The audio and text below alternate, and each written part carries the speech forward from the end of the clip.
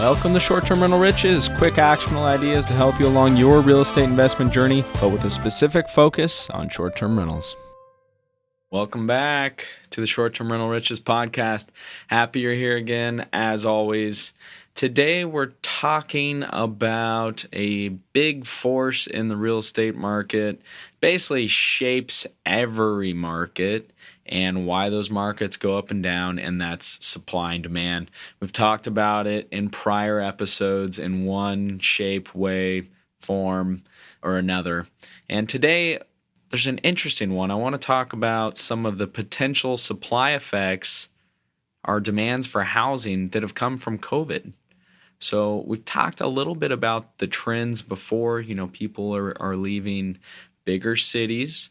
That started before COVID, actually, in dense, high cost of living areas.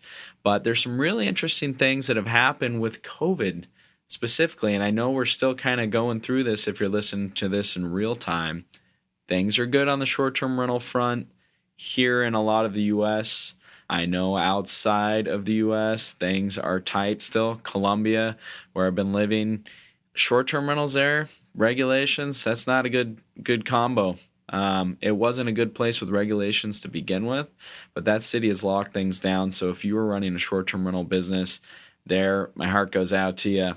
You got crushed and still feeling those effects. But here in the U.S., we had about 6 weeks of a downturn and things are booming. We don't have international guests, of course, but we're still doing well. And all of that is based off supply and demand. So not every city's doing well, obviously. And I want to talk about just a few little things that you maybe haven't considered that could come from COVID, from the quarantine that we've experienced, from being locked in maybe a small apartment in a small space. And one of them is that people are working from home, right? And now if you are with your family, you're used to working in an office and you had your space and you've been working from home this whole time. Well, now you're probably thinking that it would be nice to have more space. So working from home is not going to go away. More people are going to be working from home after COVID than they were before.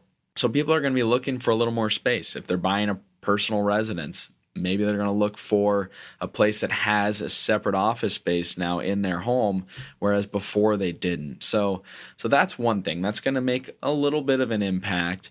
But one that's probably going to make a bigger impact is that people who are living in these small spaces, let's say, one that might make a bigger impact is that there's actually a lot of people in non-romantic relationships living together. Roommates. This is much more common in the high density, higher cost of living places. Los Angeles, for example, New York, Seattle.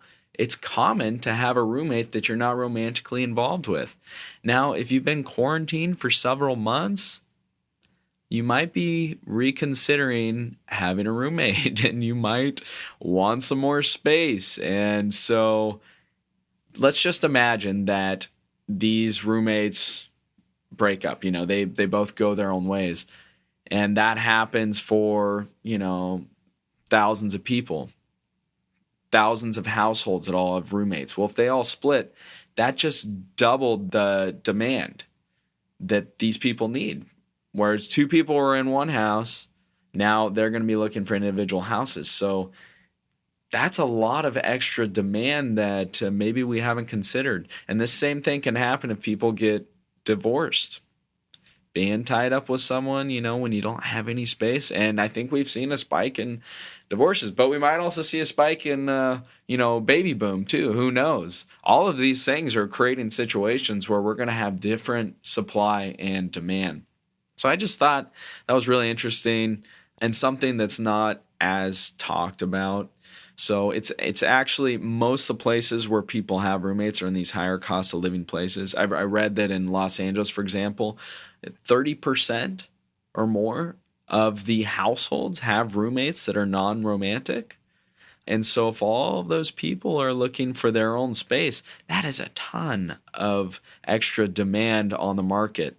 Just consider that, this extra demand coming from, these splits in households and looking for more space. It's going to continue to change the values of certain areas as people leave and people want to come in. That changes the values of a market, and that's why we have like over 400 markets in the U.S. So just consider that. We'll do in a future episode here soon just exactly where everyone is going and where they are leaving from. So hopefully you're doing okay in the quarantine. If you're listening to this to real time and you've got a little bit of space and you're not thinking about, ditching your roommate or getting divorced or anything like that. Hopefully that's not the case, but for thousands and thousands of people, that is the case. So just part of life. Until next time, hopefully that gives you something to ponder, and have a wonderful day. Want to get on the fast track to financial freedom through short-term rentals? Well, it all starts with the properties you acquire, but you want to make sure that you acquire the right properties. I want to give you my ebook that will show you how to do just that. There is no charge. It's my gift to you for being one of our subscribers. Just go to restmethods.com. That's REST methods.com.